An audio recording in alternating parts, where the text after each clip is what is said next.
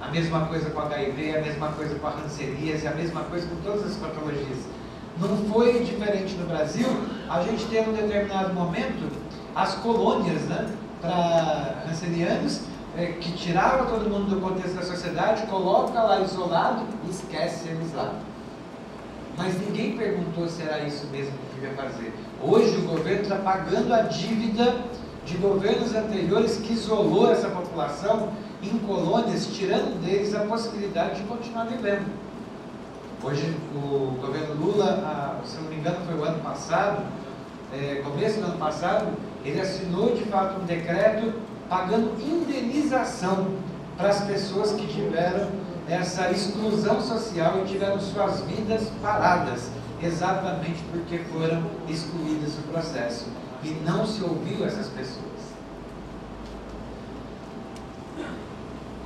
No contexto do que nos une aqui, esse controle social, ele começou de fato não muito pensado, mas já estruturado. A resposta à epidemia de AIDS no Brasil, e eu já uno aqui com o segundo tema, ela começa exatamente por conta do movimento social. As pessoas que começaram a sentir na pele a questão do HIV, foram elas que começaram a gritar para que o governo, ou os governos, pudessem observá-las e construir uma resposta. Os primeiros casos de AIDS no Brasil, eles são da década, notificados, eles são da década de 80, 81 é o primeiro caso. Nesse momento, que está entrando no país o HIV e a AIDS, a gente tem aí as pessoas sem assistência, chegando no serviço sem saber o que iam fazer, e a própria comunidade médica também sem uma resposta. Foi só a partir de uma mobilização de pessoas que viviam com HIV é que surge o primeiro programa governamental, que é o programa de DST-AIDS de São Paulo, em 1983. Usuários, governo, montam uma primeira resposta que vai depois ser estendida para o restante do país. Só em 1986 é que surge o programa, na época era Coordenação Nacional de DST-AIDS. Primeiro surge no local em São Paulo, onde os casos estavam aparecendo, e 3 anos depois só que vai ter uma resposta na esfera federal. E a partir daquela resposta, várias outras respostas estaduais vão acontecendo. Desde esse início, a participação do movimento social ela é extremamente forte. Eu vou falar quase que no último slide disso, mas já reforço aqui. Ao mesmo tempo que nasce o Programa Nacional de DST-AIDS, também nasce dentro da estrutura do programa uma comissão que é chamada Comissão Nacional de AIDS. Ela é de 1986. Antes mesmo da lei do SUS, que regulamenta a participação do movimento social nas esferas de decisão. O programa de AIDS da época, ele já previa a participação dos vários atores, incluindo as organizações não governamentais, em espaços de decisão, discussão, de políticas que podiam ser implementadas. A Comissão Nacional de AIDS, ela completa no próximo mês a 100ª reunião. São 100 reuniões que aconteceram de 1986 até hoje. E reuniões que definiram. Ela não é deliberativa, mas ela é consultiva, e foi a partir daquela comissão, com a participação dos vários atores, que quase todas as políticas que estão aí colocadas foram pensadas e implementadas. No Brasil ainda, como característica, né, da nossa resposta, é uma ação multissetorial. Aquilo que eu tinha dito, não existe nada que se possa fazer se a saúde ficar fechada também dentro dela própria. Tem que ter ação intersetorial do setor da assistência social, do trabalho, do Ministério da Defesa, todas as áreas de governo, todas as áreas da sociedade precisam participar do enfrentamento da epidemia. Se isso não acontece, a gente tem fragilidade ou lacunas que acabam deixando portas abertas para que o vírus continue se replicando. E dentro do Brasil também a gente tem uma coisa que se diferencia do restante dos países do mundo. Nós temos aqui uma abordagem equilibrada entre prevenção e assistência. Não adianta eu fazer o teste nas pessoas e verificar que elas são soropositivas se eu não tiver uma rede de atenção onde ela pode ter qualidade no seu atendimento. Se eu só testar e não oferecer, eu não vou me testar. Eu vou me testar para saber que eu vou morrer? Então eu tenho que me testar para saber que eu tenho que melhorar, que eu tenho possibilidade de continuar vivendo e vivendo com qualidade. A mesma coisa acontece com a prevenção. Não adianta eu fazer atividades preventivas se eu não consigo garantir também que essa prevenção pode levar a uma determinada qualidade e a replicação disso com os meus pares. Então, prevenção e assistência, elas devem acontecer de forma equilibrada. No Brasil, a gente investe mais hoje em, eu não posso dizer que é equitativo, porque a gente investe bastante na assistência. Hoje o Departamento de STI e Hepatites Virais, ele conta com um orçamento de 1 bilhão e 400 milhões.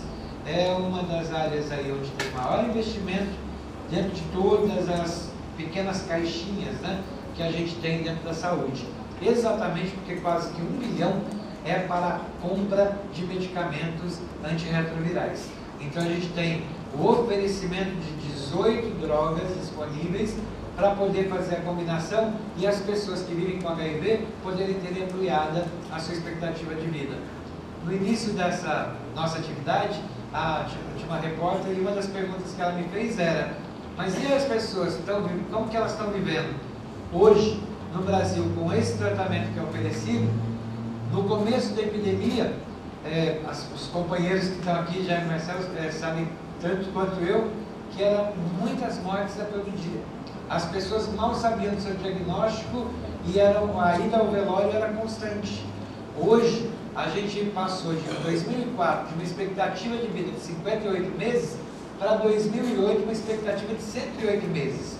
A gente tem pessoas vivendo com HIV/AIDS no país, algumas até sem a necessidade de iniciar o tratamento com os antirretrovirais há 20 anos, 21 anos. Hoje não precisamos mais dizer que a AIDS é uma doença que mata, do jeito que matava anteriormente, porém ainda não tem cura. Por isso a nossa permanência da preocupação e do controle para que a gente não volte às situações anteriores. Sempre, todas as nossas atuações, elas estão fundamentadas aí nos princípios dos direitos humanos, que a gente precisa sempre ter como norte, como orientador, que toda a nossa ação ela tem que estar vinculada ao direito, ao respeito às pessoas e àquilo que lhes é preconizado. Por exemplo, o direito ao sigilo no seu teste. Ninguém tem o direito de saber da minha condição de saúde se eu não quiser dizer. Isso é princípio de direitos humanos. A gente não pode deixar com que as pessoas violem a nossa integralidade, a nossa individualidade. Nós precisamos ter garantido dentro do sistema de saúde que cada um seja respeitado como é e como quer ser.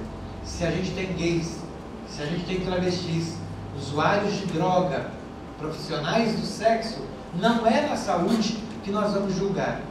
Não é na saúde que nós vamos punir. A saúde não tem o papel de ficar olhando para um usuário de droga e ali ele está como usuário do sistema de saúde. Eu não sou polícia para ficar sabendo se ele é contrabandista, se ele é usuário. Isso é uma coisa dele. Eu, na saúde, tenho que cuidar da saúde dessa pessoa, independente da sua condição. Os desafios que a gente tem dentro da questão de AIDS, principalmente no nosso país, são basicamente dois: da sustentabilidade de tudo isso que foi construído e da institucionalização de uma série de ações. Por isso eu tinha dito aqui para o vereador Samir, exatamente, a gente precisa de leis que garantam que aquilo que está sendo implementado seja continuado. Quando a gente fala em sustentabilidade, o governo federal hoje investe quase que 240 milhões por ano em repasse de recurso financeiro para estados e municípios para que a política possa ser implementada. É uma política de incentivo. Só que é uma política de incentivo. Quem tem que colocar o dinheiro, em último caso, são os próprios estados e municípios. Essa política de incentivo, ela pode terminar a qualquer tempo, mas a política tem que continuar. Por isso, é importante que nas legislações e na hora do estabelecimento da definição orçamentária, as questões sejam pensadas de acordo com a prioridade que tem que ser dada. Então, a sustentabilidade dessas ações depende da nossa mobilização e da nossa priorização para que elas continuem tendo existência. Pode mudar? Princípio fundamental do SUS é a própria questão da descentralização. Aquilo que eu já disse na mesa de abertura e continuo reafirmando aqui.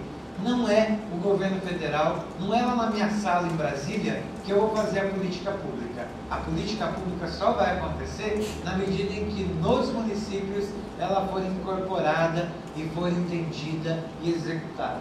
Não é de gabinete, não é por leis que a gente consegue fazer com que as políticas aconteçam.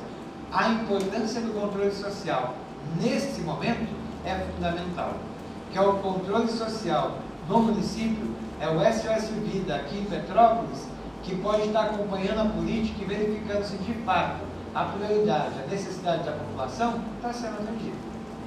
Caso não esteja, é levar para as instâncias competentes, especialmente o Conselho Municipal de Saúde, para que seja discutido, debatido e encaminhado providências no sentido de redirecionamento do campo de atuação. Pode mudar?